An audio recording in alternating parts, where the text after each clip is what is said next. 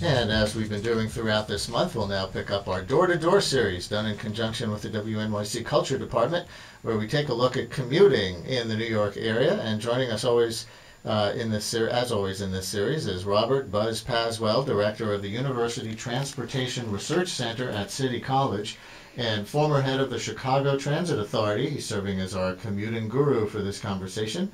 And Buzz, welcome back to WNYC. Good to be here. Today, we want to step back a bit and talk about how public policy affects your commute. So when you think about the connection between policy decisions and how we get to and from work each day, what springs to mind first? Money. Basically, the big policy decision, at least for New Yorkers, is can we keep the MTA well funded? New Yorkers expect to have transportation 24 hours a day, cover all boroughs, go out to Westchester or Long Island, all the way to the far reaches, have buses or trains come every 5-10 minutes, and be there for them. And New Yorkers sort of forget, over the long run, this takes a lot of money. Every trip costs $2, $3, $5, depending on whether it's rail or subways. I always say, my bagel costs so much. And if you don't spend the money on the trip, you get less service. And if you don't spend the money on the bagel, you get half a bagel. So, listeners, we want to know, what's the biggest transportation policy decision that you think affects your commute today? And if you could affect one transportation policy decision to improve your commute, what would it be? 212-433-WNYC, 212-433-9692. What transportation policy do you like or not like in effect today as it affects your commute? And what one transportation policy would you like to see enacted to improve your commute? 212-433-WNYC or post it to WNYC.org. Click on Brian Lehrer Show, but again, the phone number, 212-433-9692. And Buzz, what are the biggest priorities in New York's transportation policy infrastructure? Where would you begin? Well, obviously, let's put money aside because we know that's the big issue. The big policy issues are, what can we keep the quality of service that we have? Do we invest in expanding the system? Do we continue with the Second Avenue subway? Do we do more bus rapid transit?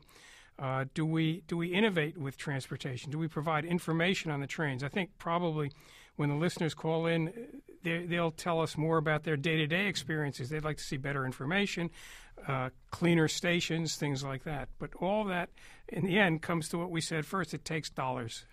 Last Friday, we spoke with musician David Byrne of Talking Heads fame, and as you may know, he's a big bike rider, and his new book is called The Bicycle Diaries, and he writes about biking in cities all over the world, and he compares them. One of them is Copenhagen, where he says 1/3 of people get to work by bike, 1/3. So I asked him about the infrastructure, the bicycle infrastructure in Copenhagen. They have a great infrastructure, but it's something that came about gradually. It's not something that existed all the time. When they first started putting in the infrastructure, adding bike lanes and little stoplights for bikes and all the kind of things that we're kind of starting to see here, a lot of the citizens, a lot of the Danes said, "Oh, that isn't going to work. Danish people won't ride their bikes to work. They're not going to do that." But they did, and it became kind of second nature. They think it's going to go up to half the workforce is going to get to work on bikes within a few years.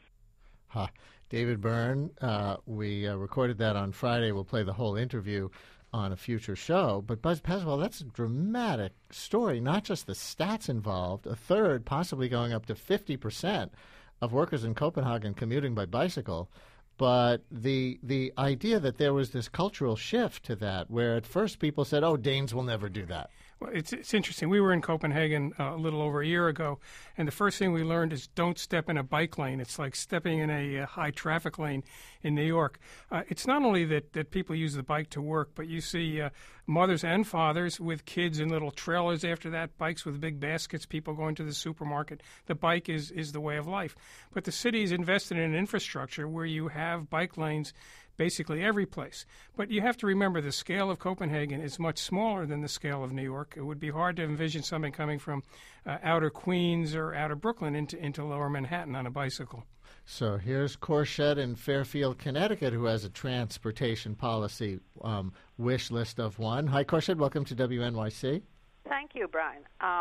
What I would like to say is that it's high time we started putting more money into public transportation, and one way to do it is to tax petrol, gasoline. We are paying so little for gas compared to the rest of the world that it's high time we taxed that. And that money, at least part of it, could be used, as Tom Friedman said in yesterday's column, for public transportation. It's high time we did that. You can't take a bicycle from Fairfield to Midtown Manhattan every morning, though, right? No, absolutely not. But maybe you'd like a little better Metro North service. Better Metro North. Also, towns around here don't have enough public transportation. You know, it's very nice to have a way to get from, say, Fairfield to New York. But coming back from New York to Fairfield, you need public transportation to get back home.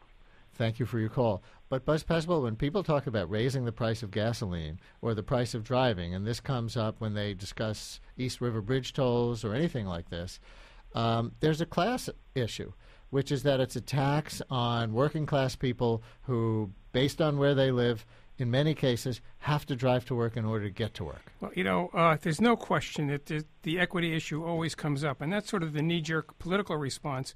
But there are a number of ways of dealing with lower-income people or people who find it harder. One is pay them higher salaries, pay them higher minimum wages. The second is make sure there's affordable housing closer to work. In New York, lower-income workers who live in the core of Manhattan are forced further and further out. And finally, do as they do in Paris. Make sure that employers have to subsidize the transportation trips of their workers. If you go to Paris, employers in the core of Paris not only pay a high tax to be there, which goes to support the capital aspects of public transportation, but they also have to support the transportation of their workers. That's something we could do in New York, too.